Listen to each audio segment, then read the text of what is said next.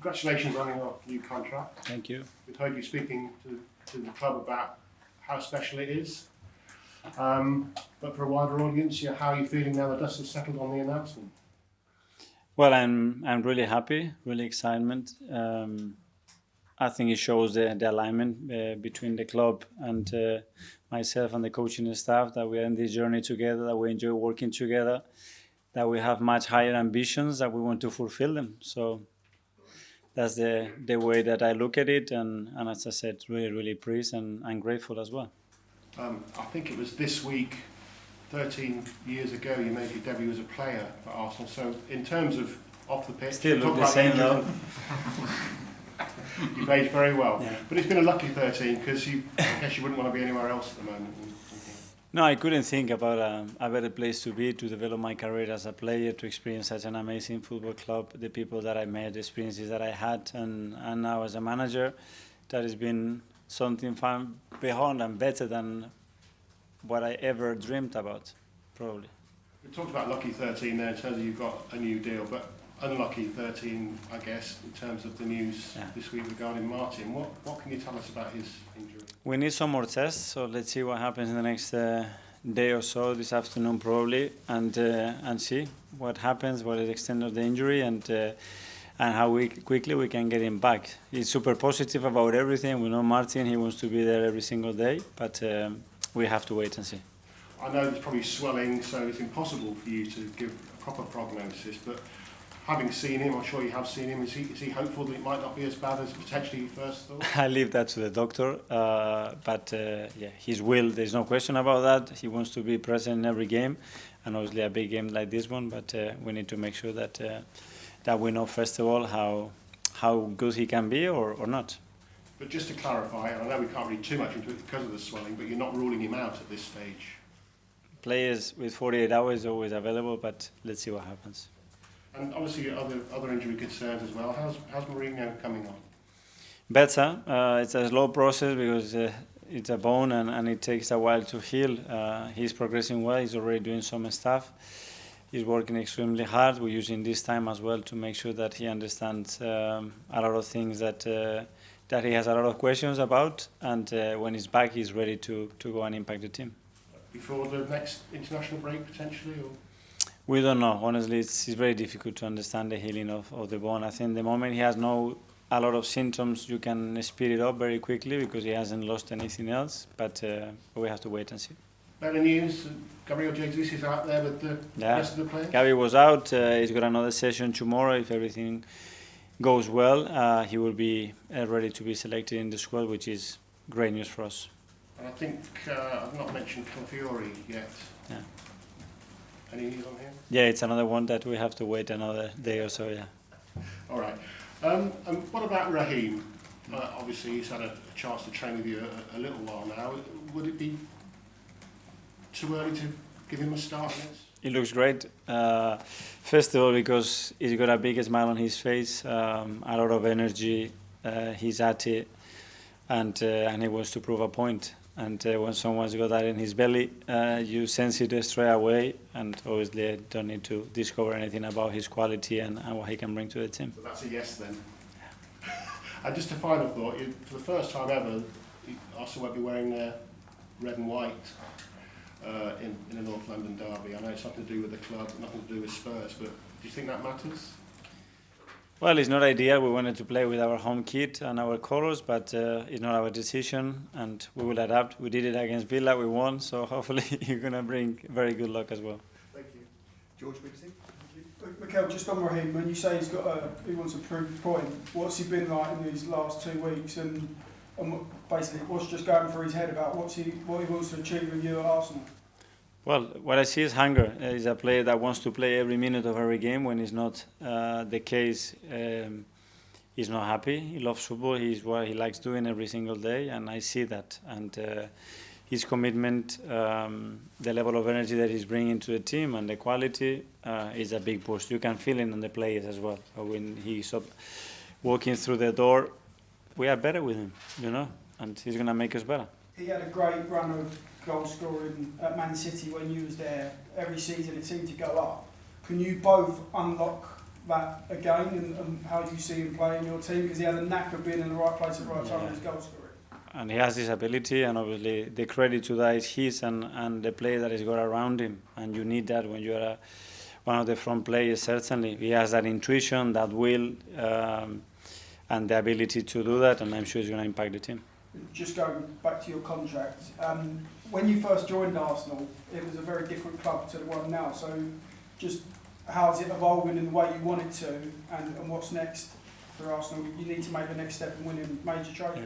Well, in the way that I think we all wanted, because we wanted a very different club, and we are in the right direction. We have made some huge steps, and we have a lot still to make. And you sense that hunger from ownership to the board to all the players and staff here, and this is the aim and the objective. And is there any club or country you would have left Arsenal for? Were you so settled and just staying here? This is the emotional attachment that I have, that my family has, my kids have, the experience that I have, and the involvement with the people is too strong. It does look, going into this weekend, regardless of what happens with Arsenal, that you are going to be relatively short on numbers in midfield, and it's obviously 3 massive games coming up.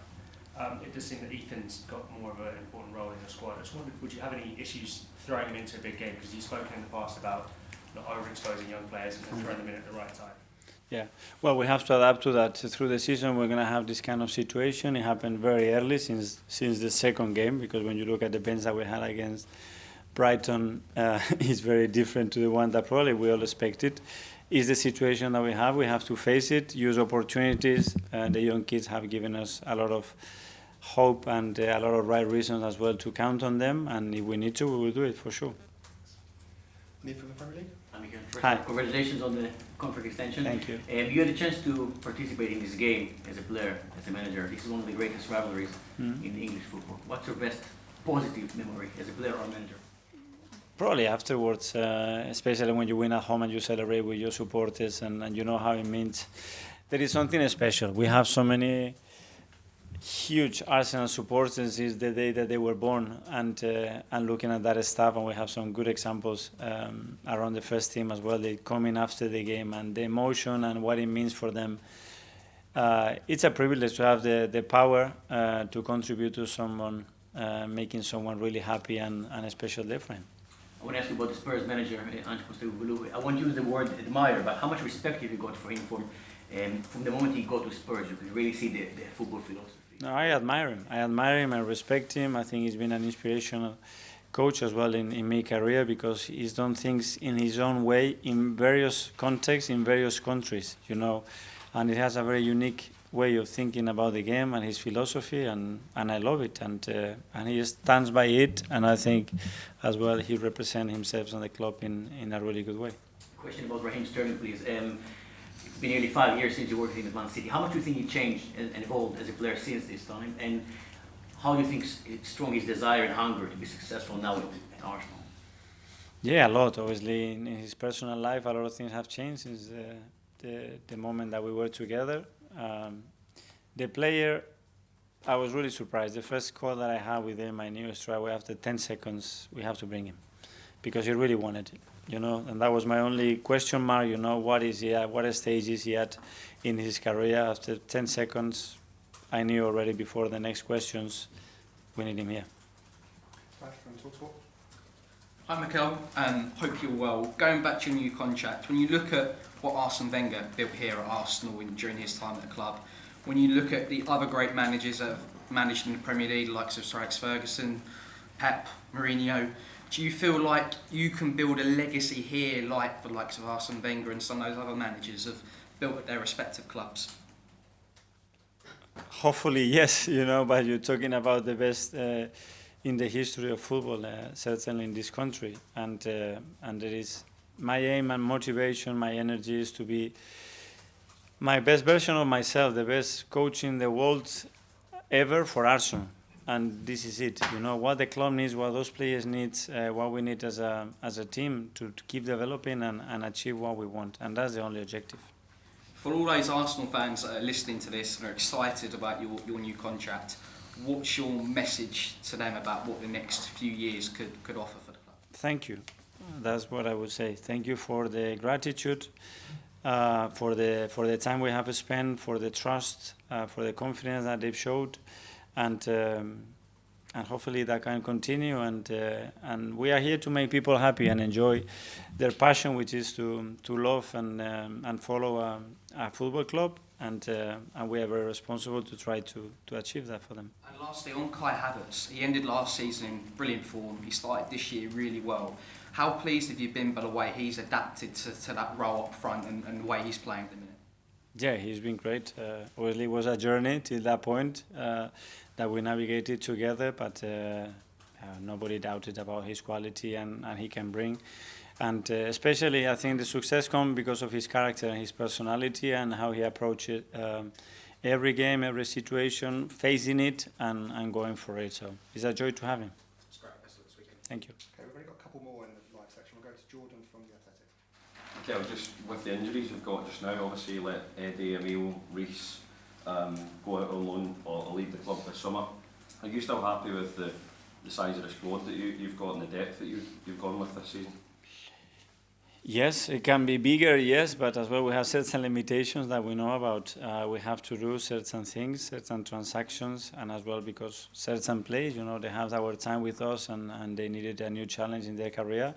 We have signed a few players. It's been a bit different to the previous years, but I'm really happy with the quality and the squad. But there are certain things that we cannot control, and what happened in the last 2 weeks is extremely unlucky. We have to face it, but hopefully during the season will be very different.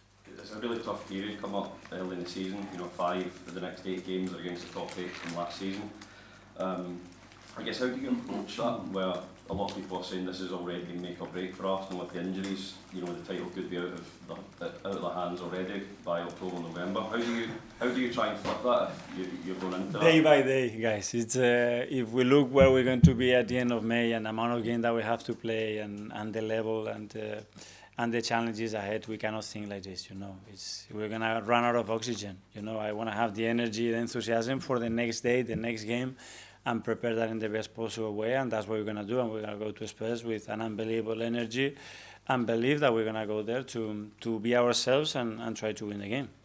And finally in the live section to James from ESPN. Near the end of last season, Tottenham played City, and there were a lot of Spurs fans who wanted their own team to lose that game because it would mean that Arsenal wouldn't win the league.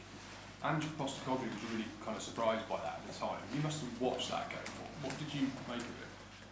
I think I always have the faith, and I know Angie a little bit that his team played to try to win the game. They had some big, huge chances that any other day would be very different, and no question, no doubt about that at all. No, but I'm talking about the fans, though, just the extent of the rivalry. Does it kind of underline? I don't know which fans, and how many of those. I don't know. Everybody has his own thoughts, and I can speak by myself, and I never had any doubt about that.